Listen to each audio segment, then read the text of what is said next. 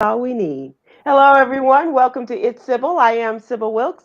It's the girls today. Hello, Aprylete Russell. How are you? Hey, girlfriend, I am good. You know, I love a good Thursday. I know. It's a Friday Mhm. Eve. Um, are you celebrating? Should I be celebrating? You tell me.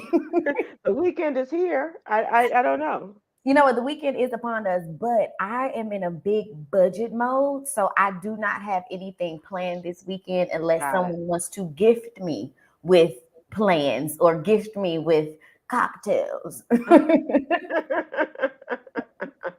Understood. I think all of us understand being under a budget crunch. How's your work week been? Work week has been okay. Today was a bit but I've been working on my stress levels, right? So I've been Uh-huh. working on just trying to mitigate what that feels like for me. So I'm gonna leave that right there. What about you?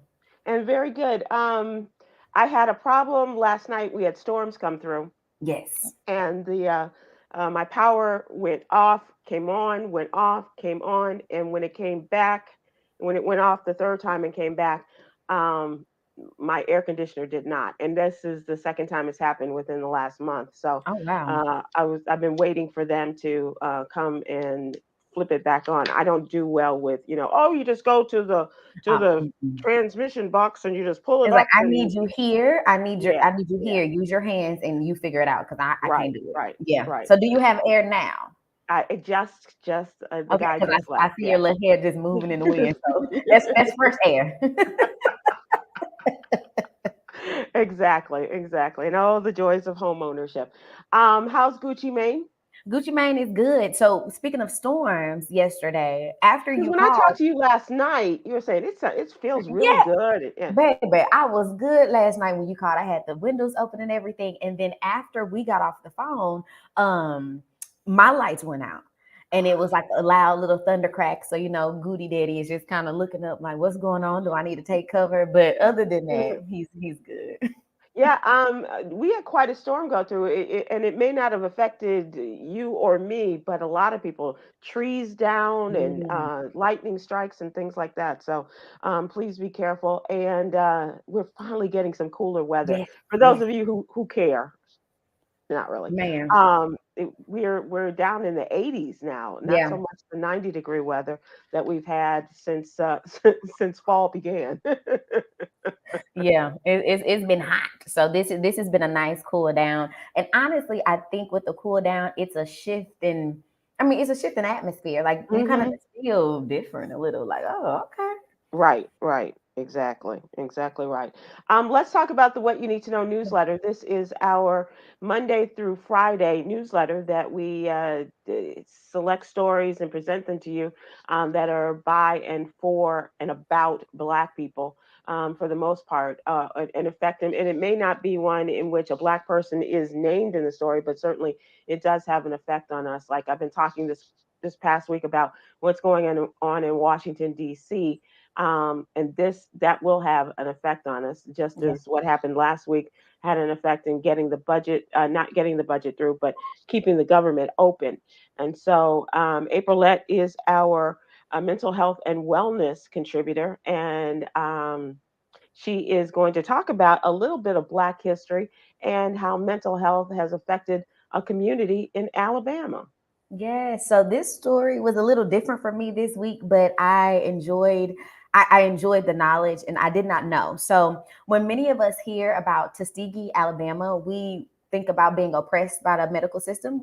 We think The about the Tuskegee horrible. experiment, yeah. Yes, absolutely. That's the first thing that our mind kind of goes to. But leading up to their centennial, I learned that Black people in that area not only literally like they fought against racism, but they fought against the medical system and won. So the Hmm. first VA in Tuskegee, Alabama was built in 1923. And this is when soldiers were coming back from World War One and they were demanding health care because it wasn't there for them in the US. So some of them so the VA spans across 400 acres, right? So it's more than just medical clinics there and mental health facilities there. There's a bowling alley, there's a chapel, there's fire stations. And so This was It was its funded. own little city, within a town. A whole city inside of town, yes. And so this was funded from Tuskegee University back in 1920s. And so they got funding from the government, and there was a lot of push in the media, a lot of push in the black newspapers and the NAACP to open the VA. And Hmm. so they opened it, right? And that same year, the Ku Klux Klan actually marched on the campus. And so the people had to pretty much fight to keep it open. But during that time, there was how many beds? I have to get this number right because this is important. There were 600 beds, 250 patients, and Mm. literally they hired the first black whole medical team in Tuskegee, Alabama, at the VA. And I just think Wow. that that is a testament to the resilience.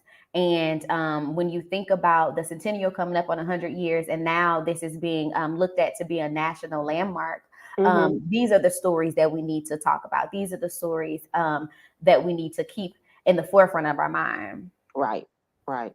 I thank you for that. Aprylette is one of our young contributors on the What You Need to Know newsletter. This is a very important issue and topic. Obviously, we should be always, as much as we are looking at our physical health, we should be looking at our mental health as well. And Aprylette does a really good job at bringing out stories and information that we all need to know.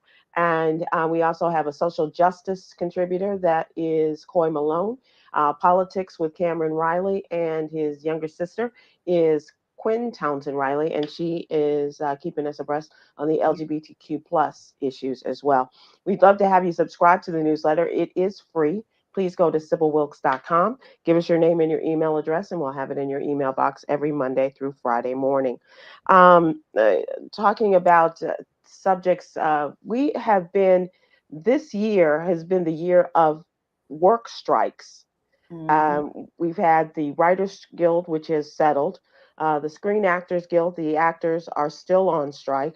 We're coming up on the third week of the auto workers strike, in which they're striking against Ford, GM, and Stellantis, which makes Dodge and Chrysler Jeep products. And most recently, Kaiser Permanente, one of the large medical conglomerates. Hmm. People have gone on strike. They went out on strike Wednesday morning. Thousands of workers walked out of their workplaces and hit the picket lines Wednesday after negotiations for a new contract broke down. About 75,000 employees at the largest nonprofit private healthcare provider in this country, that's Kaiser Permanente, across the country from California to the East Coast, from one coast to the other. Eight unions are on strike, and they represent the workers that include vocational nurses, emergency department technicians, X-ray techs, radiology techs, therapists, respiratory therapists, medical assistants. Some pharmacists are That's also included in scary. this, and hundreds of other positions. And they say that they are stressed out, they're overworked and Yeah. underpaid.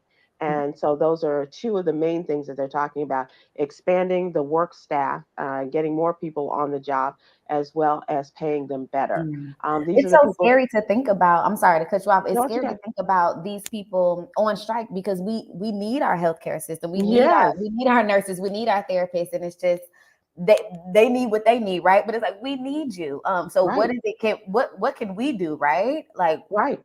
So do we contact our healthcare providers and say, give them some money, give them the people that they yeah, need to make this happen? A lot of elective surgery has now been put off, and you think, oh, well, what does that mean? If it's elective, it can't be that bad. But I've seen stories where, like little babies need to have these tubes inserted in their ears because they're in such great pain. Now they can't do that because they don't have the staff yes, to yes. enable the doctors to do what they need to do And in insurance companies inserting are them. probably not writing it off either at that point. Right, Wow, right. that's terrible. I had a friend who had surgery. I guess it's been about a month or so ago now. And just to think, I don't know what would have happened had this person been affected by a strike. But this was important surgery that they had to have, and so as a consequence, you wonder always. are the people who are going to be, and my prayer is for people like this. I pray for the people that are going to be performing the surgery. Yeah. I pray for the people that are going to be assisting the person Yes. performing the surgery, and those that are assisting the assistants, because they all have to work in concert. They Yes. all have to work for good, Yes. and for the betterment and the successful outcome of that patient. And I that's my prayer for them at Kaiser Permanente, that they are now meeting, and that they will be able to work for the good. Because as I was going to say, Paulette, during the pandemic, these are the people that went to work day after day Yeah. after day. On the And front many line. of them, yeah, on the front lines. And many of them lost their lives. Many of them got bad cases of COVID and passed it on to their family members. But these are the people, they said, we need you. They went to work and they did what they had to do. Now they have to be compensated for Yeah. those years of work, as well as bringing on more people. The Agreed. same thing for our auto workers. Nobody wants to go and buy a car from somebody who's ticked off at management because they're not paid well. Okay. If I want to make it to my destination safely, and I need you to put the Exactly. nuts and bolts on the way that you do it. But I will say really quick too that when you think about these type of jobs and just the future and our children and the people that are leaving college, it's just like we need you guys as well to pick careers like this and not Yeah, just trendy and TikToky. And not saying yeah, there's anything yeah. wrong with that, but when you just think about more people in the healthcare system, it's like, well, where are they at? Because a lot of people aren't going into nursing nowadays. Right, that's true. And because they're not respected, and they're not compensated well enough. There we And if I go. can just tell you, after having been in contact with some HVAC people over the last year or so, consider that as a job.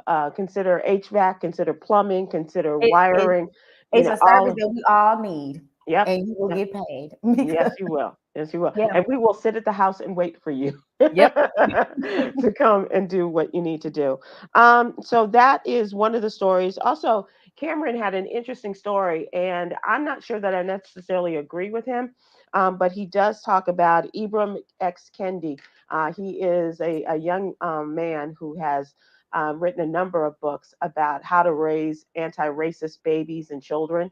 yeah, And he also has a $55 million endowment for an organization at Boston University.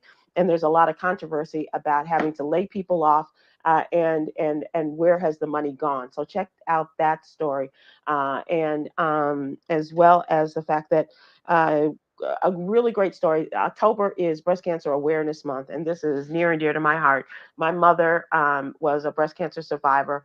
The cancer came back, and she subsequently died about 5 to 7 years after her original diagnosis. So, Breast Cancer Awareness Month, actually, Breast Cancer Awareness Day, every day is important to me. But this month, check out a story about a comprehensive study on breast cancer disparities conducted by the National Organization of 100 Black Women, the Los Angeles chapter of that, and how breast cancer, there's a great disparity in how breast cancer is found in women, in Black women, and how it is taken care of, and the degree to which the differences between Black women and women of primarily white women. So take a look at that. And every month we talk about different things and heart awareness and and hmm and that. But as I said, this is something near and dear to my heart. So please take a look at that. And if somebody's doing something this month to raise money for breast cancer awareness, if they're running or they're walking or whatever,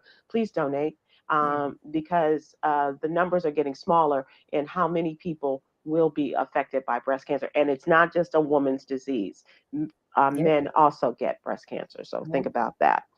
And as I mentioned, Aprylette gave us a little bit of Black history regarding Tuskegee and the VA yeah. there in Tuskegee, Alabama. And it is always good to have you here on this day. We're going to wrap this up and remind people to go to SybilWilkes.com to subscribe. And we'd love to have you be a part of the What You Need to Know news crew. Let that's Now it's time for us. What's really going on? And it's I guess I'm rushing through this because I'm so excited about an old friend. His name is Snoop Robinson. He was like, Snoop Robinson, where have I heard that name? He is a director, and he is also a very important member of Friendship West Church. here in the Dallas-Fort Worth area. And my words was friend, friend. Hey, how you doing, Snoop? I'm good. I'm good. How about yourself? I'm doing very well. Snoop is also an acclaimed director, writer, director of movies that you may have seen. And we're going to talk about his latest feature, which is a Sir Charles Christmas. Snoop, we also have your co-stars who are here with us. Let's meet the man whose name is in the title. Hello, Sir Right. Charles. How are you? Hello, how are you? Great, darling. How are you?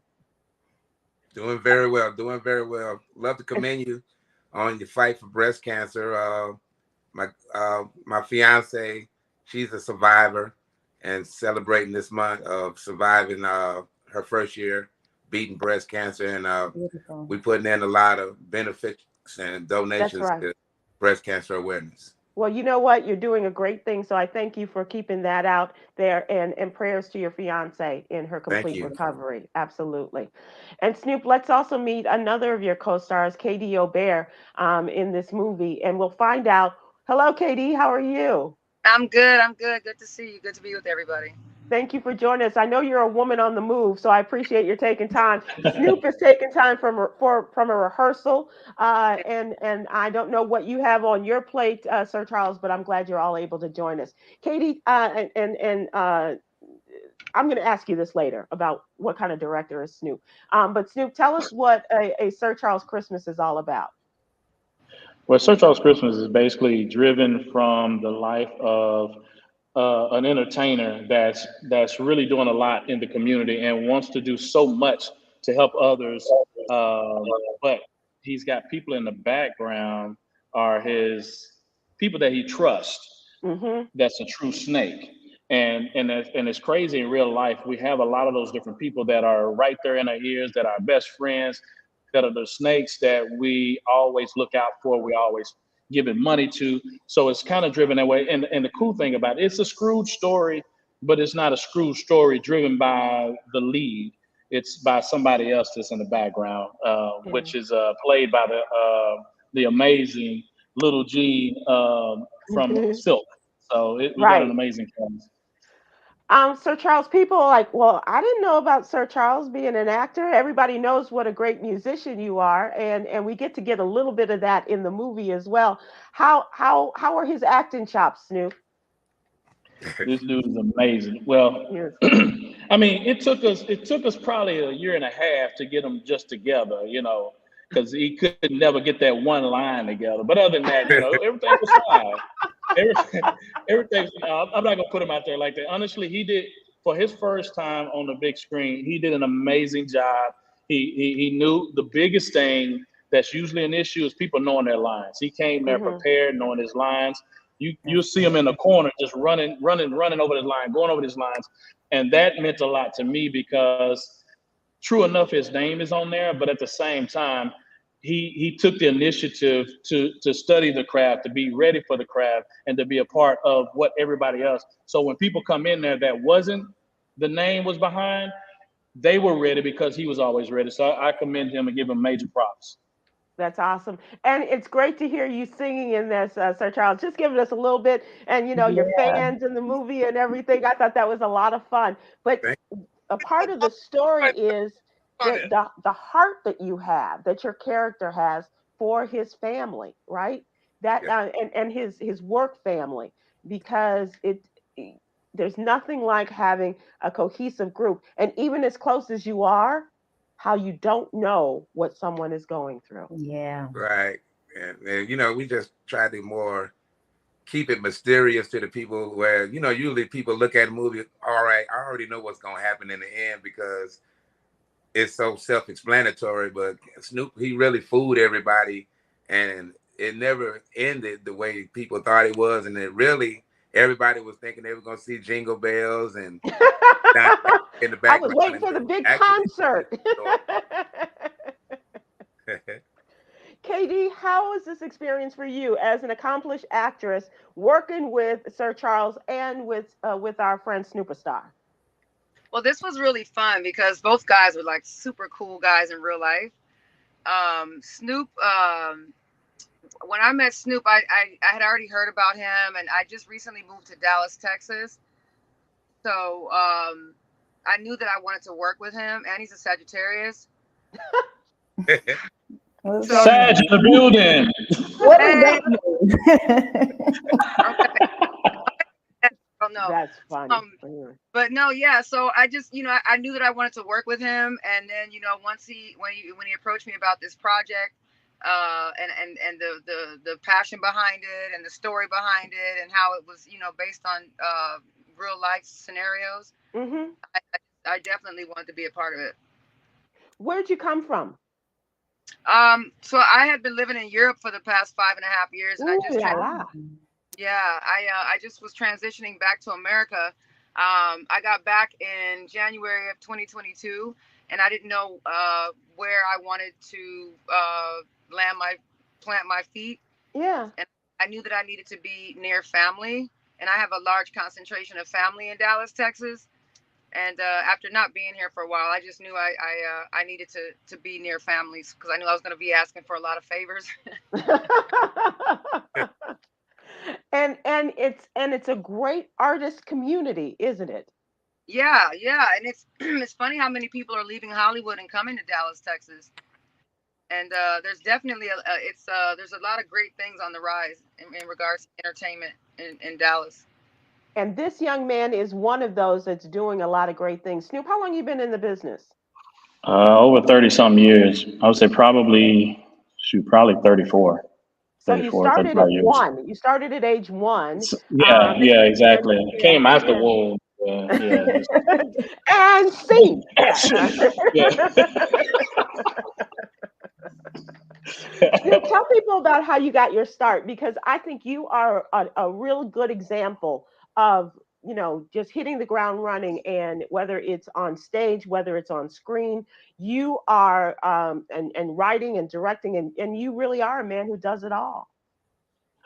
Well, I really appreciate that, Sybil, and I appreciate you supporting me, and you and Yogi for all of the times that I mean, as long as I've known you, it's been a continuous support. Well, what people don't know is I'm actually a musician, and I started in the music industry, opening up for different groups like Kim. Had the opportunity to have a open up for Prince when Erica Badu had her at the Forest Theater back in the day, and the list goes Hmm.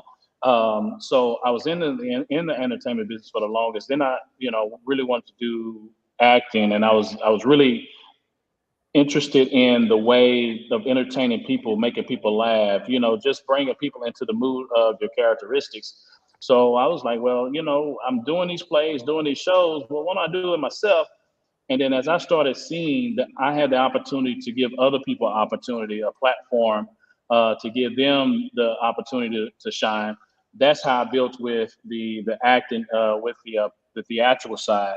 So after the theatrical Hmm. side, then I went into the movies, and what really grabbed me there is you have a lot of local actors and actresses that are amazing, Hmm. but don't get the chance to get the experience. And a lot of times they say, well, you can't act or you don't have the experience.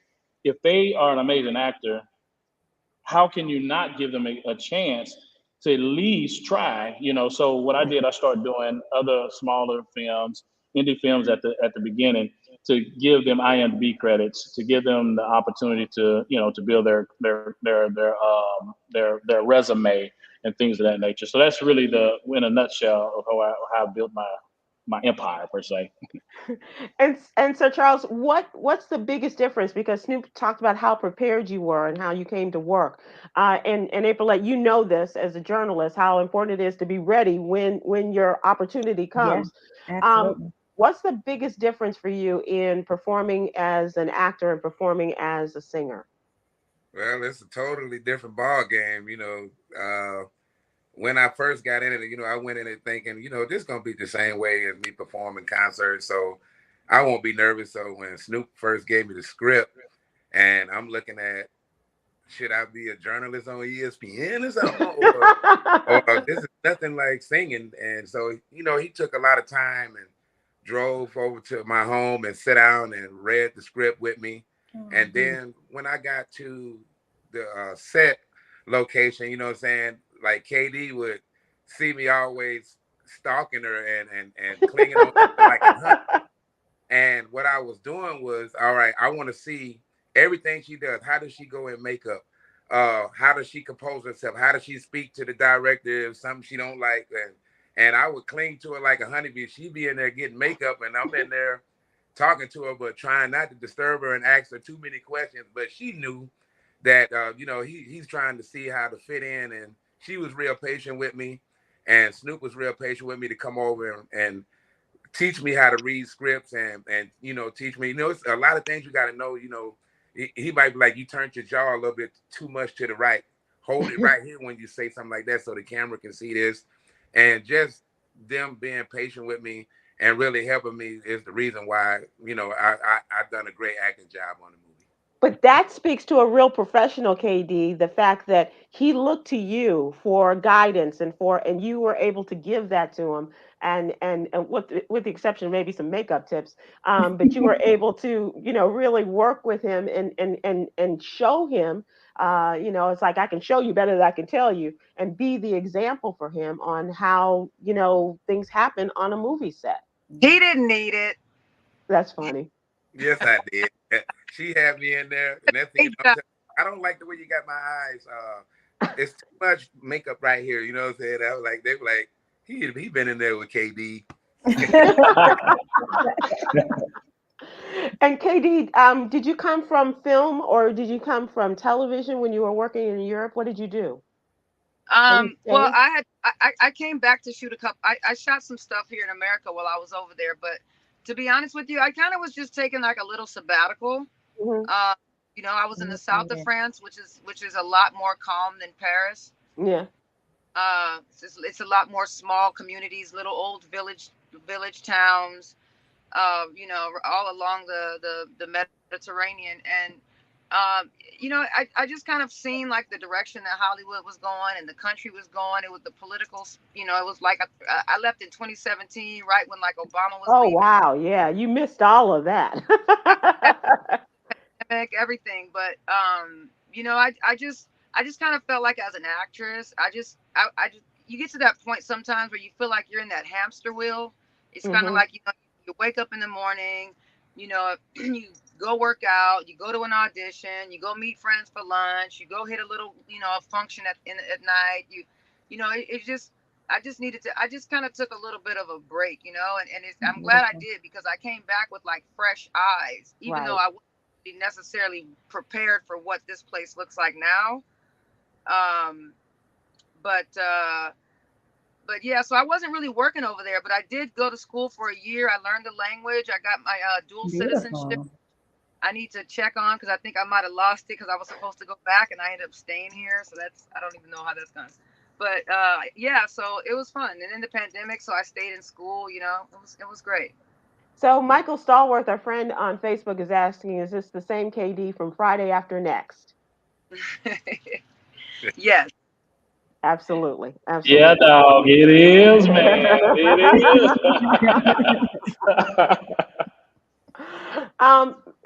Snoop, I want to ask you, and Aprylete, I don't know if we talked about this when I sent you the link for the movie, but how do you make connections with streaming services like Tubi? How do you make that connection in order to promote your movies on those streaming services?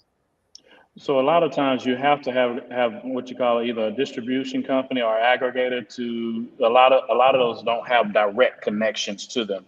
So the distribution company that we actually partner with is Swirl Films, which has done a lot of linear TV, and then they also done a lot of VODs, from the SVODs to TVODs and AVODs, which is advertising VODs, technical VODs, and subscription-based VODs, or video on demand. For those that don't know what that means. So you have to just get in with a distribution company that already has a lot of those connections, or have the relationship with somebody that has the insight. Used to, before it really got real popular, like Amazon Prime, you could do it yourself, but they've taken that away. So now you have to go through different people to really get connected. It's almost like the music business. It's about who you know. Right. Yeah. I will say being on Tubi is legit, because I love me some Tubi movies. So right now, y'all good to go, because Tubi is hot right now. No, it's definitely a good thing. None of this stuff even existed when I left. Wow. Exactly. No, that Yeah. is real. Yeah. That's Yeah, right. this whole like streaming thing. I think you guys, it was on. I say you guys like I'm outside. There was on, there was like Netflix and Spotify. That's probably about it Yeah. now. And There's so Redbox. many red Every And don't forget about the red box. That's right. That's Redbox, right. yeah, they distributed the movie I did with Nick Cannon, the Yep. Shoeball movie. That was how I found out about Redbox. Wow. Wow. Wow. Wow. The So Yeah. times are I, changing. and to tell you how quickly things change, I was watching, I don't know how I started watching this, but Comics Unleashed, which is the Byron Allen, it's like a syndicated show. It comes on a late night here in Dallas. And so I was watching it, and a friend of ours from the Joyner Show, a comedian named Brandon Bolin, was on. And he's like, yeah, and I got this thing on MySpace. And I looked at the time, the date on this. I was like, MySpace. It's just like That takes it how back. rapidly things change and move along. Yeah. And who would have thought, Sir Charles, when we were growing up, that your stuff would be able to be streamed around, wherever people's like, let Siri, Siri, give me Sir Charles music. It's just like, Yep. and the next thing you know, there's your music. You're just streaming through your house. Right? Yep. Technology. So Technology Sybil, is really something. if you have to keep this here, I do have a secret. I went to the other day, and I still have a MySpace page. Oh, wow. Yeah. I mean, I don't need y'all to tell anybody. Please No, don't I tell nobody. This MySpace. I was popping on MySpace. Oh, That's man. what Brandon I'm said too. He sure. said, I'm the hottest thing on MySpace. I was like, baby, I'm if just only saying, you knew. Just fast forward a fake few your years. script. I So was like But the how just keep that in. MySpace. how is that working for Snoop, Katie? Oh, it was great. It was. I mean, I think one of the unfortunate things about how movies are now, as opposed to when I left, is like we used to spend like a month on a movie, 2 months on a movie, and now they're shooting the movies so fast. You don't really have like a chance. Like even when it comes to me developing the character, it's like I'm almost forced to like hypercharge. What do they call it? Supercharge or something like I usually like to take time and really get to know the character, have some fun with her, discover things about her, and that takes time. But now it's like, you don't really have like you just don't really have a lot of time, with the way people are shooting movies so fast now. But and then too, building rapport with people on set, that's Mhm. something. Like for me, that's the fun part, because when I'm shooting a movie, I'm literally like a kid on a playground. Like I love meeting people. I love bonding and building new relationships, and me and the other actors getting together after work, going over lines. But Snoop kept it. He runs a really tight ship. He won't. You gotta knock it out in that first. He might give you 2 takes. Two take Snoop, huh? Hashtag. But no, I mean, it was very professional. It was very, it was just get the job done. I mean, we were able to squeeze some fun and some jokes in and stuff like that, and some good food and whatever. But like I said, I just really wish I would have had more time with this project, because everybody was so cool, and there was just, it was almost like we were really getting to that point where we were building these great bonds, and then it's over. It's a wrap. And that's it. And so Very so amazing. maybe it's a Sir Charles Easter as a sequel. I don't know. I'm Yeah. just saying. Oh, Or maybe it's No, a Sir no, Charles no. A Sir Charles Valentine's Sir Day. We need a Sir Charles horror for horror. yeah. Man. Let me tell you, because I know that would be awesome. That's great. And you had another good friend of ours, Snoop, and that's the great Coco Brown, the wonderful Oh, Coco, most We love definitely. Brown. We love Coco Oh, Brown. and played your she. mom, Katie. Yes. My second movie with her. Oh, is it? Oh, great, great. That's awesome. That's Yeah, we did awesome. yeah, she's awesome. Yeah, she really is. She's really good. Yeah. I want to thank you guys for coming on. I really appreciate it. The movie is called A Sir Charles Christmas. But wait, I'm so Yeah, sorry. Can I just do one thing for Coco since she's not here? of I would course. love to give Coco's product a plug, because she came out with this cream during the pandemic called Minty Toes, and it's for women. If you put it on your feet before you go out, your feet will not hurt. That's a miracle. Okay. Okay. What Okay. will it help it how it looks? I mean, will it help some of the beauty? Yeah, I yeah. mean, The color. It has a that's little, what we need to figure out. it has You some got a butt foot remover fetish. um, the movie is called A Sir Charles Christmas. You can get it on Tubi. And Aprylette and I both had an opportunity, and Yolanda as well had a chance to. Great job, you guys. Thank you so much for joining us. And I wish you all a lot of luck. And Snoop, I'm waiting for you to play the next game on Words with Friends. I'm just saying. I'm wait. I just played. It's your turn. Sure. Thanks so much, you all. Appreciate it. Thank I hope you all you. will come back again. yes, for sure. Most definitely. Yeah. Thank you. Katie O'Bear Bye. and Sir Charles and Sir Snoopalot is also with us here. So thank you so much for joining us. That's awesome. That was really good. Did you get a chance to watch it? I didn't get a I chance did. I did. I watched it literally on my break. A Got little it. bit today. Yeah. So we did Yeah. it like that. So yeah, it was good. And I will say the dynamic between KD and Coco Brown, like Mhm. that right there speaks to just for me what people are kind of dealing with, trying like that trauma and family and talking to your mother and like having those uncomfortable conversations and Mhm. let's talk about these secrets in the family, right? And Right. so that right there, that kind of just that sparked a little in me, like, okay, Yeah. Yeah. Those conversations are necessary. Yes, absolutely. Janet Wade. Tubi is free. Tubi is free. I love me Tubi some is free. Tubi. Yeah. Tubi is ghetto, and I love ghetto stuff. Well, I'm not going to call it ghetto. I'm going to call it a convenient streaming Man, all device, right now. and it is free. Janice asking us on Facebook, so thank you so much. Let's talk about what's going on in the world. And I was stymied today. I didn't get out very much, but I did get a chance to check out the news. I don't know if you saw this story or if it had an effect on you, but mourners gathered this week to honor the late California Senator Dianne Feinstein following her death last week at the age of 90. She was the oldest serving woman in the United States Senate, and there was a lot of concern before her death as to when she was going to retire. They said that her health was in very poor state, and they wanted her to retire. She was determined not to, but she did say that she was not going to run for reelection next year. And Mm. people started getting in line, those who wanted to be in line to run for reelection, especially for the Democratic nomination.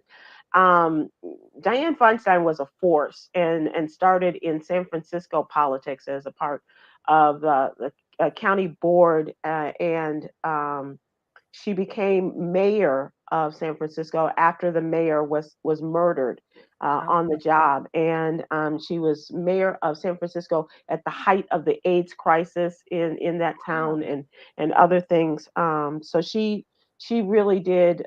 It was a trial by fire for her, Yeah.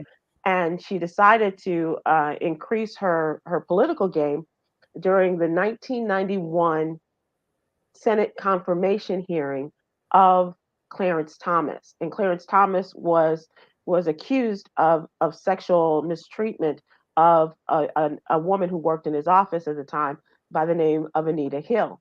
And they were all kind of uneasy. They didn't know how to approach this young woman. They didn't know they didn't believe her. They didn't want to believe her, and they were giving Clarence Thomas the benefit of the doubt. But it was all old white men who were on the Senate Judiciary Committee. Mhm. And she said, when I saw all these old white men, I knew that things had to change. And that's when she decided to run for the United States Wow. Senate.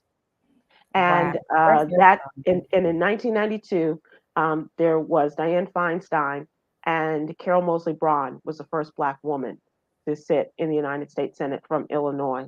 Wow. And Dianne Feinstein outlasted a lot of them. And with a And legacy like that, I understand why she did not want to retire. Like she right, died doing exactly what she loved and what she stood for. So that's that's a exactly right. yeah. Yeah. And she was really an inspirational figure for so many in the world of politics, and especially in her hometown in San Francisco. So this past week, there's been a real homegoing Mhm. celebration of her life and ongoing celebration. Like one of the great organizations, the San Francisco Gay Men's Choir would sing at the events that they held for her. They had, it wasn't an open casket, but it was an open a period of time. People were allowed to come in and pay their Oh, respects to her, and gathered at San Francisco City Hall, which was the birthplace of her political career. Um, she spent more than 50 years in public service. And so trucks from the San Francisco Fire Department framed City Hall with a large United States flag ahead of her casket's arrival. And she, as I said, she was the mayor of San Francisco in the early days of the HIV and AIDS epidemic, and made a commitment to the LGBTQ plus community mhm. early on in her career.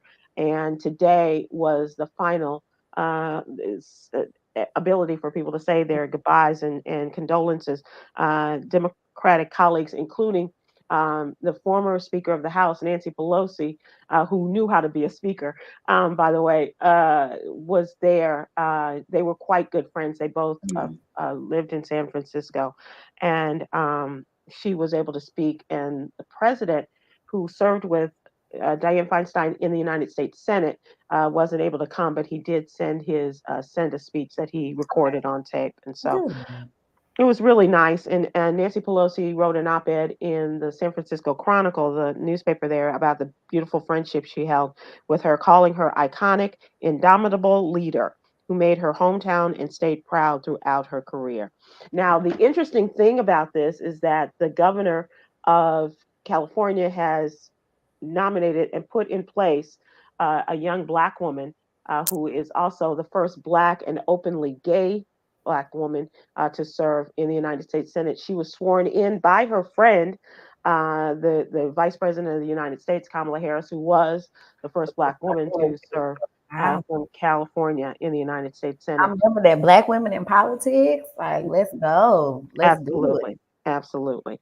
And speaking of speaker, House Republicans are planning an internal election October 11th to nominate a replacement for Kevin McCarthy, who was bounced in ceremoniously this week. And that all it took was that one person. That one person was Matt Gaetz of Florida. Put the motion in and put the vote in motion, and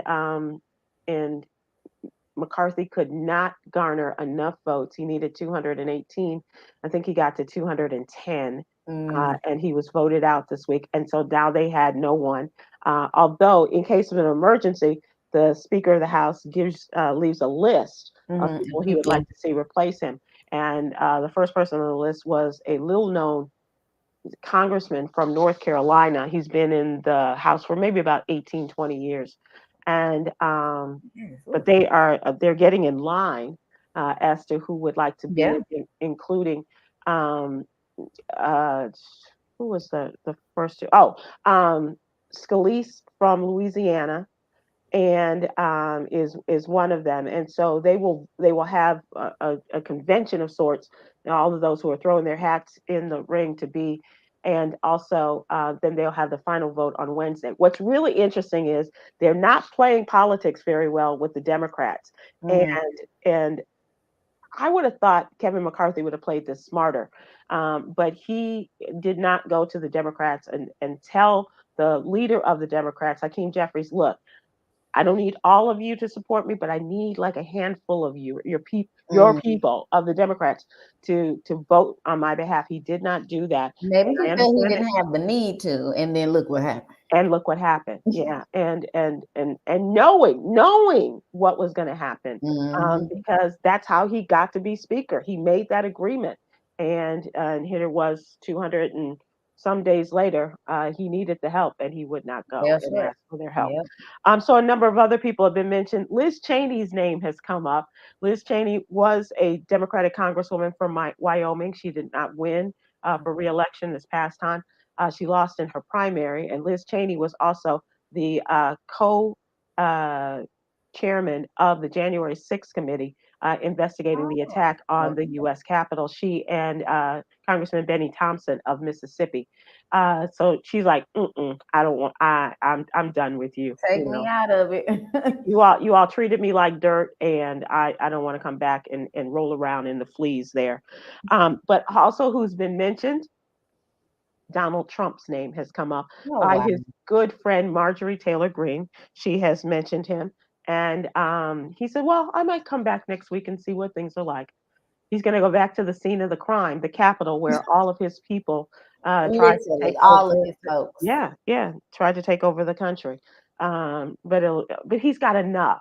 He's got enough. Because there are some things in the Constitution and in the law books that say that your Speaker of the House cannot have convictions, or in his case, he's got 91 indictments against him. And he Um, got booked in 91 Atlanta. charges, 91 charges in the four Hmm. indictments, two criminal, two civil indictments. And so he's got enough on his hands, but he's, just going to, I'm over Yeah, he here. gonna teeter-totter and play. Right, right. He it's going to be interesting, and it is pretty chaotic.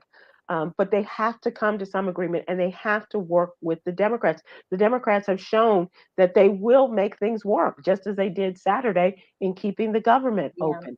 They and that's will it. work with you, but you can't just say, "I need you," and now I'm not your friend Mhm. anymore, and turn your back on. Yeah, That's very immature. Very immature. I mean, Um, Check this out. Have you seen this picture of a white substitute teacher that went viral last week after one of her students posted a photograph of her wearing an Alpha Kappa Alpha jacket?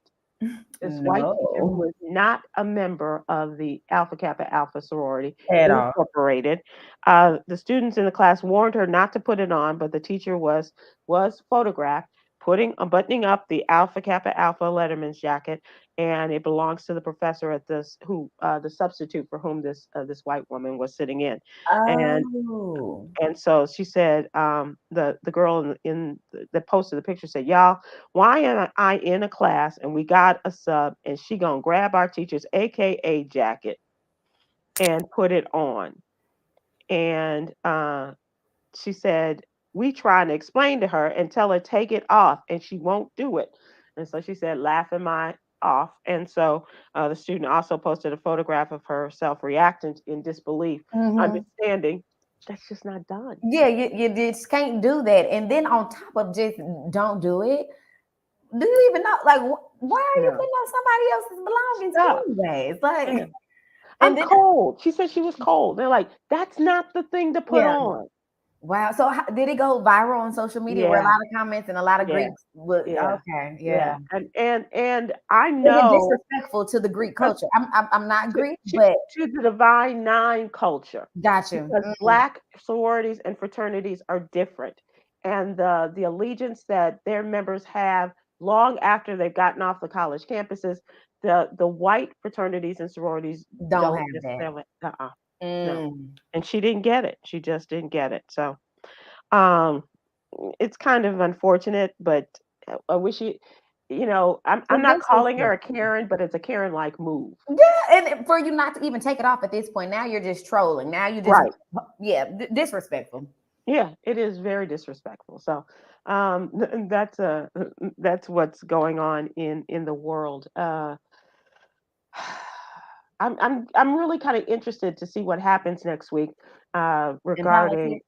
yeah, I knew that was on your mind. You can regarding this speaker thing, and how and who's going to end up doing it, because a lot of the people, they're not very nice that want to be senator. And I'm not saying that Kevin McCarthy was the best person, but he was very smooth in a political way and understanding how the game was played until it came to his becoming speaker. And then he was he hoisted by his fumbled. own petard, Yeah. because trying to sneak one over on the folks. And some he wanted that so badly that he didn't even see the folly and the Mm, ridiculousness yeah. of giving that kind of power to Matt Gaetz or Marjorie Taylor Greene or any of those others who voted against him. 8 of them voted Voted against him. against him, and Mm. that's how he lost. Well, I'm happy that this is your wheelhouse and you can just let us know. Let me know what's going on because I don't know. And I'm so happy to be here and listen and absorb that. And I'm like, I got you. But I will be here and to always listen to what you share with us in your vast knowledge about mental health and wellness, because I think that is as important, if not more important, than what we're sharing on a political level, because our minds and our well-being uh, are are vastly Yeah. more important It, than the it, it's the ridiculousness brain that's of going all of on. this, right? So if Yeah, someone's mental health is out of tack in the House, in the Senate, then we get what we get. yeah, We yeah. got Absolutely, yeah, yeah. We get yeah. absolutely. Let's move to entertainment, and I'm kind of glad because I want him to spread out and spread his wings, but this also makes me sad. After 8 amazing years on The Daily Show, where I've been able to pursue my comedic and political opportunities with some of the best writers, producers, crew, and correspondents anyone could hope for, I've made the decision to move on. Those were the words posted by Roy Wood Jr. of The Daily Show, pride of Birmingham, Alabama, by the way. He served as a correspondent, began working on The Daily Show with Trevor Noah in 2015, began filling in as a guest host amid Trevor Noah's exit in January, following a 7 year run as the host, and a spokesperson for The Daily Show called Wood a comedic genius and beloved teammate. In response to his exit, he said his insights and hilarity helped us make sense of the 2016 election and the pandemic and the countless hours of Fox News. That was one of his wheelhouses there. Hmm. And so he said, we thank him for his time with us and can't wait to see what he does next. I was hoping that they were going to choose him to be the next host of The Daily Show. They should Uh, have. you're right. He said today, in talking to people about this, he said that he could not wait around for them to decide Mm. on a permanent host, and made it difficult for him to decide other things that he Other, wanted to yes, participate in. Yeah. He yes. said, but however, if offered the position, he would consider that despite his departure. So don't let the exit fool you. If you say, hey, how about this He he hosting might gig? circle on He back. might I just like, mean, but you got to know your worth, right? yeah, exactly. Did somebody Yeah. say host? Yeah, okay. All right, I can do that. Yeah. Check, pick it up. Let's Right. go. That's right. That's right. And laugh all the way to the bank. Okay. And he is one of the kindest people. You know, a lot of comedians, April, and you know this in this business, they have an edge to them that's not always Mhm. the nicest. But Roy Wood Jr. he's steeped in Black history. His father was an esteemed journalist in the Mm. South during the Civil Rights era, and his mother as well.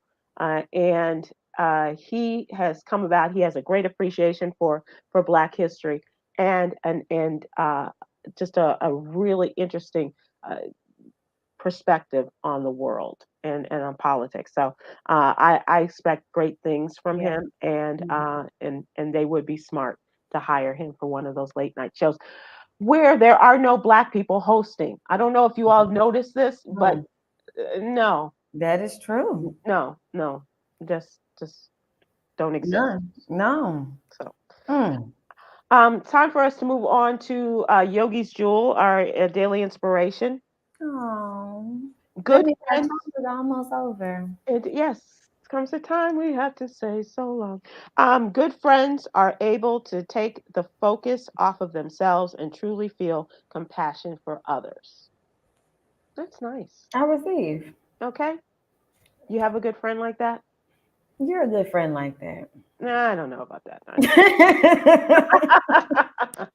Thanks so much, Aprilette. I'm glad you were here today. I'm glad you got to meet my friend Snoop and check out his movie on Tubi. It's Yeah, called A Sir Charles Christmas. Check it out and go out there and have some fun on somebody else's dime, Aprilette. that's right. Okay, Happy everyone. Friday Eve. Have a good one. We'll see you all again soon. Take care of yourselves and be good to each other.